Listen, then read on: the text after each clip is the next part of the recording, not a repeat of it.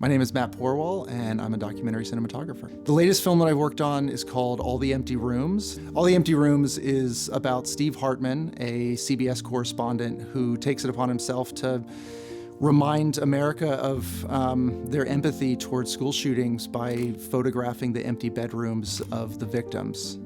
Steve had been working on this project completely on his own, separate from CBS, for 7 years in total. He had gotten in contact with a friend of his who was a photographer, and the two of them were just doing this on the side.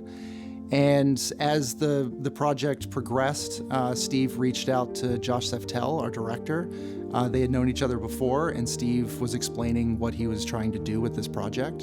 And Josh immediately said, this is something that we should make a film about. So we followed Steve and Lou, the photographer, on that journey for the last 4 families that they documented. This was a really hard film to make.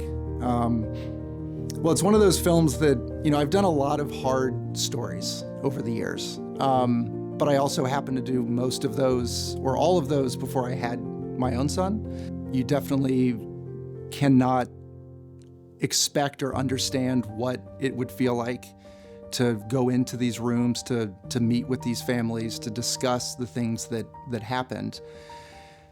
But I think the beauty of it is the reason that the families said yes to doing this project, whether initially with Steve or with Steve and our filmmaking crew, was because all they wanted to do was to share their kids with the world.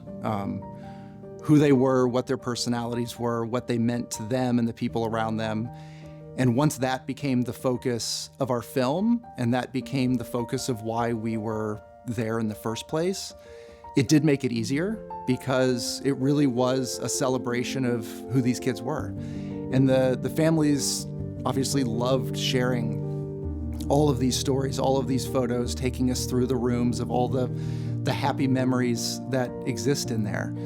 And so, that made it possible, I think, both for the families and for us to be able to do this film. We used the Canon C500 Mark II on the film, and it was really important for me in what camera we were using because of the approach that we wanted to take with this movie. In the letters that Steve wrote to the families, he explicitly wrote out that when Lou was going into the bedrooms, he's not touching anything, he'll move nothing, he knows that we're entering a sacred space and wants to keep it that way. And so, obviously, from our perspective, we needed to maintain the same courtesy and respect that Steve was putting out to them from the beginning. So for me to do that, as I've done on all of my films, is that the functionality, the ergonomics of a camera to me is by far the most important thing. And it's just one of those cameras to me that fits this type of filmmaking. And so it was a perfect choice for this movie. I mean, as a cinematographer, I've worked with every type of camera on a project.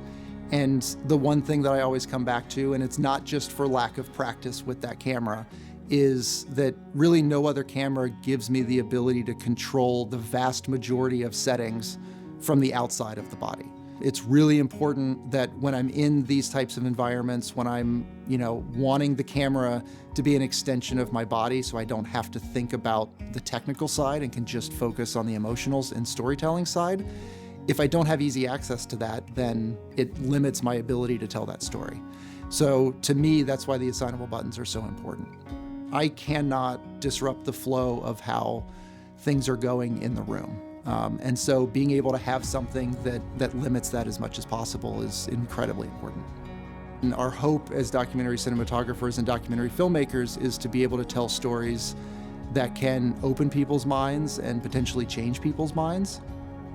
Oftentimes that's really hard to do, but I think this is one of those that, both in the way that the film is done and constructed, and the way that the photographs are translated, it kind of forces people to take that step and that pause and really pay attention. And that's always my hope with the project. And the reaction to this has been incredible. And so I'm really proud that it's working.